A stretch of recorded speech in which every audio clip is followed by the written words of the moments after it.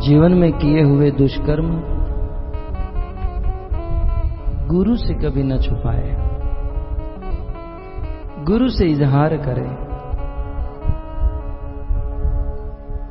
आज भरद्वाज ऋषि याज्ञवल्क्य जी के चरणों में कहते हैं, हे याज्ञवल्क्य जी, मुझे बताइए ये राम कौन है?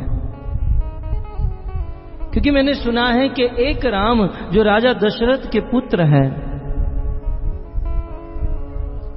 जिसे पूरा संसार जानता है, और वह दशरथ के पुत्र राम 14 वर्ष के लिए वनवास में गए, अपनी पत्नी के विरह में दर दर भटकने लगे, रोने लगे, और जिन्होंने रावण को मारा, एक तो वो राम और दूसरे रात दिन शिवजी जिसका जाप करते हैं, शिवजी रात दिन जिसका ध्यान करते हैं, जिनका नाम लेते हैं, वह राम। बोले ये राम कौन है, कितने हैं? मुझे इस राम के विषय में बड़ा संशय हो रहा है, अतः आप मुझे राम के बारे में विस्तार से बताइए। याज्ञवल्क्य जी कहते हैं कि हे भरद्वाज जी, मैं जानता हूं कि आपका राम के चरणों में परम प्रेम है, और आप राम के बारे में सब कुछ जानते हो, लेकिन जानकर भी मूर्ख की तरह मुझे प्रश्न पूछ रहे हो। सत्य बात नहीं, भरद्वाज ऋषि राम के बारे में सब कुछ जानते थे। और ध्यान रखिए भक्तों, जो भगवान के बारे में जानता है ना, वही भगवान के बारे में सुनना चाहता है। बाकी जो भगवान को नहीं जानता है, जो भगवान से प्रेम नहीं करता है, वो तो सोचता है कि मैंने सब कुछ सुन लिया, मैं तो भगवान को जानता हूं। आपका राम से प्रेम है, इसलिए आप राम के बारे में सुनना चाहते हो। दाढ़े लागी पूछे जानी साधुर स्वभाव, ये साधु का, ये भक्त का लक्षण है कि वे बार बार निरंतर भगवान के बारे में सुनना चाहते हैं, और अपने गुरुदेव से जिज्ञासा कर, मूर्ख बनकर जिज्ञासा करते हैं। और यही विधि है, जब भी हम किसी गुरु से मिलते हैं तो गुरुदेव के सामने विद्वान बनकर या ज्ञानी बनकर प्रकट नहीं होना चाहिए। गुरु के सामने मूर्ख बनकर प्रश्न पूछे। श्री गुरु करुणा सिंधु नरोत्तम दास ठाकुर प्रेम भक्ति चंद्रिका में लिखते हैं, इस्कॉन में प्रतिदिन गुरु पूजा में गाया जाता है, श्री गुरु करुणा सिंधु, गुरुदेव करुणा के सागर है। भगवान से भी ज्यादा करुणा गुरु में है, लेकिन वह गुरु की करुणा अधम जनार बंधु उसी व्यक्ति के ऊपर बहती है जो अपने आप को अधम मानता है, अपने आप को नीच समझता है, अपने आप को मूर्ख समझता है। सब कुछ जानते हुए भी आज भरद्वाज ऋषि याज्ञवल्क्य मुनि को मूर्ख की तरह कीनहु प्रश्न मनहु यति मूढ़ा, कीनहु प्रश्न मनहु यति मूढ़ा। अति मूढ़ बनकर प्रश्न पूछा है भरद्वाज ऋषि ने। परंतु भरद्वाज जी की जिज्ञासा को देखकर राम के विषय में जानना चाहते हैं। याज्ञवल्क्य जी प्रसन्न हो गए और प्रसन्न होकर राम कथा सुनाने लगे। अद्भुत राम कथा, ये राम कथा की भूमिका है भक्तों।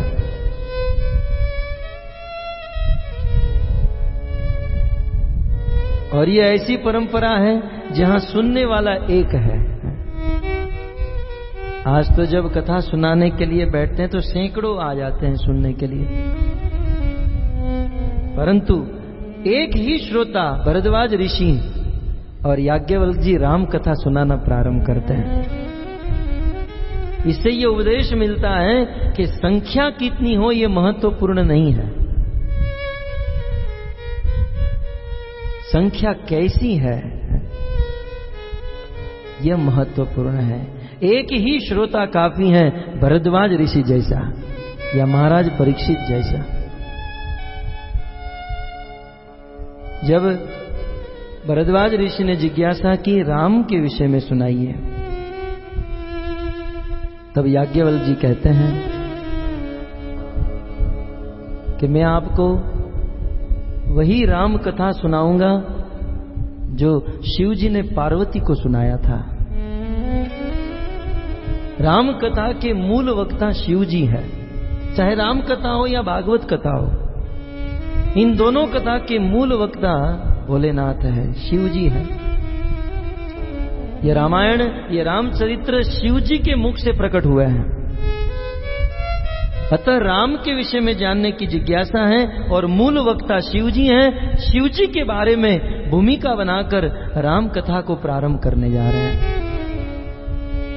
एक बार त्रेता युग माही, एक बार त्रेता युग माही, एक बार त्रेता युग माही, एक बार त्रेता युग माही, शंभु गए कुंभज ऋषि पाही, शंभु गए कुंभज ऋषि पाही, संग सती जननी भवानी, संग सती जगदनी भवानी, संग सती जग जननी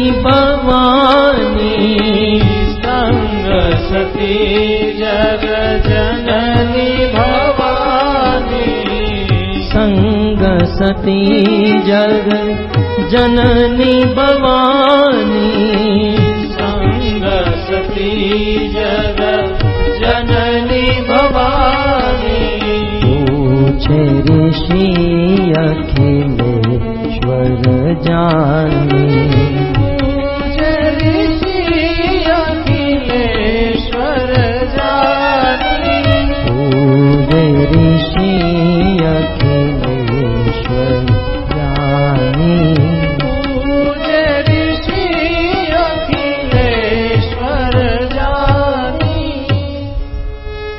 एक बार त्रेता युग माही। याज्ञवल्क्य ऋषि भरद्वाज जी को यह कथा सुना रहे हैं। एक समय की बात, आप तो जानते हैं ना, कोई भी कथा यहीं से प्रारंभ होती है, वंस अपॉन अ टाइम। एक बार, एक समय की बात है। किस समय की बात है? त्रेता युग। 4 युग हैं, सतयुग, त्रेता, द्वापर और कली। कहते हैं त्रेता युग की यह बात है। शंभु गए कुंभज ऋषि पाही। कैलाश लोक में रहने वाले शिव जी कुंभज ऋषि के पास गए। पूरे भारत के नक्शे को पार करके, पूरे भारत को भेद कर शिव जी कुंभज ऋषि के पास गए, दक्षिण में। कैसे गए? देखिए, शिव जी जो है एक आदर्श गृहस्थ है। संग सती जगत जननी भवानी। शिव जी कुंभज ऋषि के पास गए राम कथा सुनने के लिए। और जब राम कथा सुनने के लिए शिव जी गए तो अकेले नहीं गए, संग सती जग जननी भवानी, अपनी पत्नी सती को साथ में लेकर गए। शिव जी ने हम सब गृहस्थों को अपने आचरण से उपदेश दिया, सिखाया कि जब भी मंदिर जाए, कथा में जाए, धर्म ध्यान करने के लिए जाए तो अपने परिवार को साथ में लेकर जाए, अकेले मत जाए। संग सती। आगे रामायण में वर्णन है, भगवान ने वाल्मीकि ऋषि को पूछा कि बताइए मेरे रहने के लिए उचित स्थान क्या है। तब वाल्मीकि जी कहते हैं, मंत्र जाप सह परिवारा। जो अपने पूरे परिवार के साथ प्रभु आपकी भक्ति करता है, आपका नाम लेता है, आप उनके घर पर, उनके गृह में रहो, आपका स्थान वहीं पर। शिव जी अपनी पत्नी को साथ में लेकर गए। जग जननी भवानी। और जैसे ही शिव जी और उनकी पत्नी सती ये दोनों कुंभज ऋषि के आश्रम में पहुंचे तो कुंभज ऋषि ने स्वागत किया। पूजे ऋषि अखिलेश्वर जानी। शिव जी ने भी प्रणाम किया और कुंभज ऋषि ने भी प्रणाम किया, स्वागत किया। तो सती के मन में प्रथम सबसे पहला संशय हुआ कि हम कथा सुनने के लिए इतने दूर से इस साधु के पास आए और ये साधु तो मेरे पति की सेवा कर रहा है, अब इसके मुख से क्या कथा सुनेंगे जो खुद मेरे पति के चरणों में गिर रहा है। मैं तो सोची थी कोई बड़ा महात्मा होंगे, कोई बड़े साधु, कोई पहुंची हुई हस्ती होंगे, ये तो झुक रहा है, ये तो हाथ जोड़कर प्रणाम कर रहा है, अब इससे क्या सुनना। सती का प्रथम अपराध। परंतु सती नहीं जानती थी इस संसार में जो जितना ही बड़ा साधु होता है वो उतना ही झुकता है, उतना ही झुकता है। विद्या विनय संपन्ने ब्राह्मणे गवि हस्तिनी शुनि चेन शोक पाके पंडिता समदर्शिना। अरे साधु तो मनुष्य के सामने नहीं, प्रत्येक चराचर जीव के सामने। साधु तो वृक्ष को भी प्रणाम करता है, पशु पक्षी को भी प्रणाम करता है। तो उसमें शिव जी को प्रणाम कर दिया तो कहां छोटे बन गए। लेकिन संसार के कुछ लोग इस बात को समझ नहीं पाते हैं। साधु की नम्रता को उनकी मूर्खता समझ बैठते हैं। साधु नम्र है, झुकता है, प्रणाम करता है, लेकिन सोचते हैं कि इसमें कोई प्रभाव नहीं होगा। इसलिए ध्यान रहे, जो सच्चा संत होता है वो अपने प्रभाव को छुपाता है और स्वभाव को दिखाता है। सच्चा साधु स्वभाव को दिखाता है, प्रभाव को छुपाता है, और जो आसुरी वृत्ति के लोग होते हैं वो अपने स्वभाव को छिपाते हैं और प्रभाव को दिखाते हैं। साधु सदैव अपने प्रभाव को छिपाते हैं, इसलिए तो साधु को पहचानना मुश्किल है। तो संग सती जग जननी भवानी, पूजे ऋषि अखिलेश्वर जानी।